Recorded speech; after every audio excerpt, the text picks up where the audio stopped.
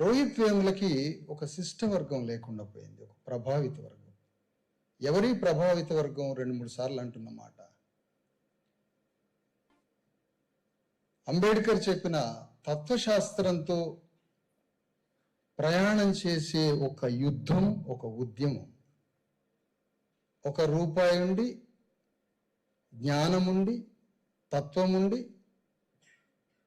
ప్రయాణం చేసే ఒక అంబేద్కర్ ఉద్యమాన్ని నడిపించే ఒక సమూహం రోహిత్ వేములకి తోడు కాలేదు. అందుకని బ్రాహ్మణికల్ సిస్టమ్ మర్డర్ చేసిందా రోహిత్ వేములని?